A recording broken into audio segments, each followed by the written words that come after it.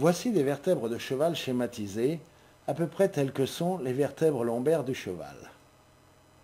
Vous voyez les corps vertébraux en jaune, l'arc vertébral et le processus épineux en rouge, l'apophyse transverse ici, latéralement, juste à la jonction entre le corps et l'arc vertébral. Et, le plus important en ce qui nous concerne, les apophyses articulaires qui, comme on le voit, sont munies de facettes cartilagineuses, ici en bleu, qui glissent l'une sur l'autre. Il s'agit de la véritable articulation entre les vertèbres.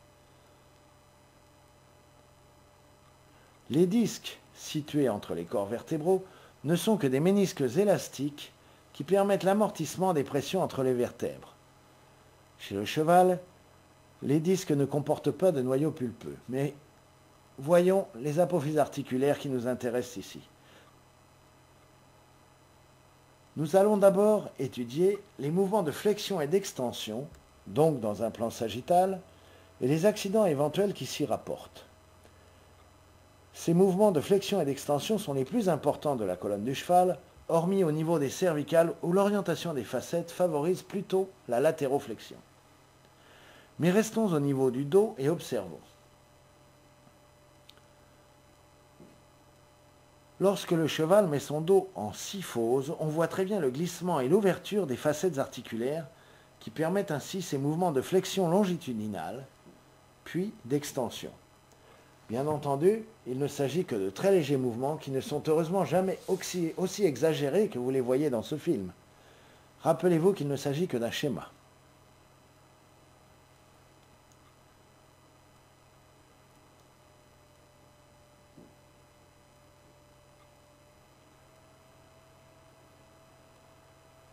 Maintenant, voyons ce qui se passe en cas d'accident lors d'un de ces mouvements.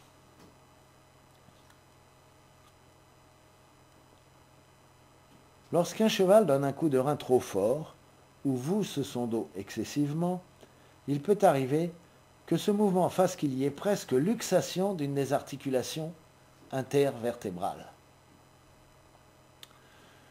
Dès que l'une des facettes se trouve en excès de glissement juste avant la luxation et pour éviter un accident plus grave ou un traumatisme des nerfs émergents à ce niveau, un spasme s'installe dans les micromuscles de la capsule articulaire, voilà, et les deux vertèbres sont alors solidarisées. Le cheval est alors affecté d'un blocage en flexion. Il ne pourra plus étendre son dos normalement et encore moins creuser sa ligne de dessus. Les vertèbres sont solidarisées par le spasme que le système nerveux n'ose plus lâcher au vu du contraste de position entre ces vertèbres et les autres.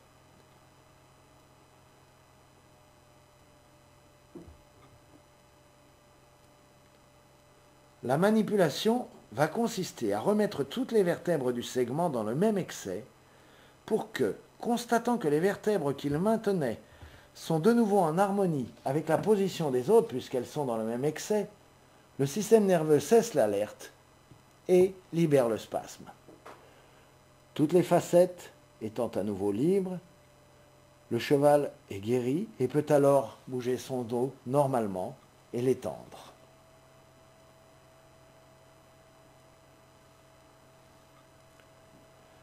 Il peut même creuser son dos et, là encore, voyons ce qui se passe s'il y a un accident, en particulier en glissant ou à la réception d'un obstacle. Il arrive que l'extension soit telle à un niveau de la colonne qu'il y ait presque luxation. L'écartement des vertèbres n'atteint bien sûr jamais cette importance. Pour les raisons évoquées précédemment, un spasme s'installe par précaution et le cheval est affligé d'un blocage en extension. Il ne peut plus monter son dos. Il peut toujours se cambrer, mais il ne peut plus se rassembler. L'engagement des postérieurs est impossible.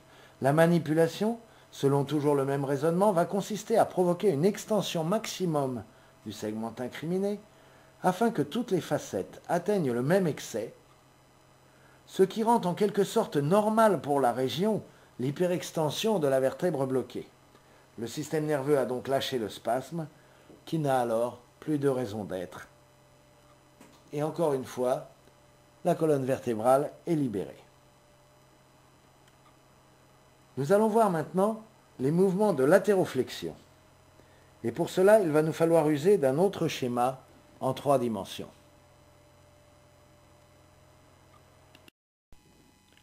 Ceci est censé représenter un segment de colonne vertébrale vu de dessus. Les processus épineux sont schématisés par les têtes des punaises rouges. Les corps vertébraux se trouvent donc indiqués par les pointes des punaises. La bande de papier blanc représente l'alignement des apophyses articulaires qui étaient déjà en blanc dans la première partie. Si la colonne était rectiligne,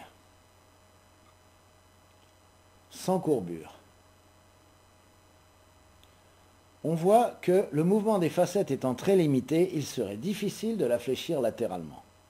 Mais en fait, le cheval a la colonne en position de syphose. Et on voit que plus on monte son dos au travail, plus la latéroflexion est facile, moyennant une légère rotation des vertèbres entraînant les apophyses épineuses vers l'extérieur de la courbe. Donc, les corps vertébraux vont à ce niveau vers l'intérieur de la courbe. Dans la zone où la colonne est en position de lordose, ce qui est normalement le cas chez le cheval dans la zone thoraco-cervicale, T2, T1, C7, C6. On voit par contre que la flexion latérale de ce segment a tendance à entraîner les processus épineux vers l'intérieur de la courbe et donc les corps vertébraux vers l'extérieur. Il faut savoir que lorsqu'un nerf est perturbé par un blocage, c'est toujours du côté du corps vertébral. C'est donc la pointe de la punaise qui montre le côté affecté par une lésion ostéopathique. Voyons alors ce qui se passe en cas de problème. Le cheval travaille avec le dos en syphose et tourne donc facilement aux 2 mains. Imaginez que lors d'un accident ou d'un faux mouvement, la latéroflexion soit excessive. Si une articulation s'ouvre réellement trop, nous savons qu'immédiatement, un spasme s'installe. Le fil que vous voyez n'est pas un muscle, il montre simplement que la vertèbre est maintenue. Le spasme est bien sur l'articulation opposée au fil. Cette flexion devient alors impossible, mais elle est toujours possible dans l'autre sens. La vertèbre n'est maintenue que dans un sens. Pour manipuler, il n'est pas question de lutter contre le spasme. Mais si on fléchit la colonne du côté mécaniquement possible, tout en augmentant la syphose pour mettre toutes les vertèbres de ce segment dans le même excès, on comprend comme tout à l'heure que le spasme est relâché, la vertèbre redevient libre et le cheval peut de nouveau tourner facilement aux 2 mains.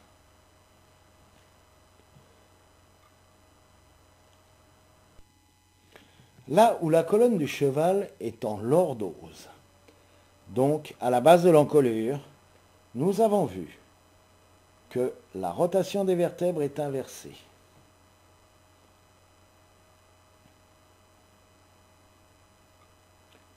Encore une fois, si le cheval fait un faux pas ou s'il y a un accident qui entraîne une trop importante rotation d'une vertèbre, un réflexe d'urgence de sauvegarde établit un spasme, toujours du côté de la pointe de la punaise. Le cheval devient alors incapable de tourner son encolure vers le côté bloqué, opposé à l'apophyse épineuse, donc vers le côté dont il souffre. Encore et toujours, la manipulation la plus simple à mettre en œuvre sera de fléchir la base de l'encolure du seul côté mécaniquement possible pour aller chercher en quelque sorte la vertèbre en excès à l'aide des autres. Le système nerveux obéira à cette information d'harmonisation du segment en lâchant le spasme. Le tout étant libre à nouveau, le cheval redevient capable de tourner vers le côté où il avait un trouble.